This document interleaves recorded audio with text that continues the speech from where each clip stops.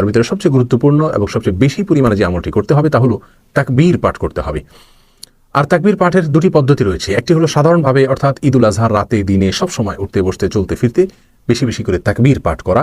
রাসূল আকরাম সাল্লাল্লাহু আলাইহি সাল্লাম বলেছেন, ফাকসিরু ফিহিন্না মিনাত তাকবীরি ওয়াত তাহলিলি ওয়াত তাহমিদি, তোমরা জিলহজের প্রথম দশকের প্রত্যেকটা দিনে, যার ভিতরে ঈদের দিনও শামিল আছে, এই দিনগুলোতে তোমরা বেশি বেশি তাকবীর, তাহলিল, তাহমিদ পাঠ করো। তাকবীর মানে আল্লাহর ব্রত বর্ণনা করো, আল্লাহু আকবার বলো। তাহলিল মানে লা ইলাহা ইল্লাল্লাহ বলো। তাহমিদ মানে আল্লাহর প্রশংসা করো।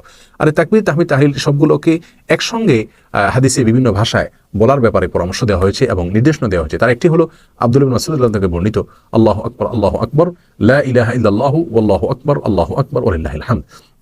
এর বাইরে আরো বিভিন্ন ভাষা এক্ষেত্রে বর্ণিত হয়েছে, যেমন আল্লাহু আকবার, আল্লাহু আকবার, আল্লাহু আকবার, লা ইলাহা ইল্লাল্লাহু, আল্লাহু আকবার, আল্লাহু আকবার ওয়ালিল্লাহিল হামদ। শুধুমাত্র শুরুতে আল্লাহু আকবার 3 বার বলা আছে।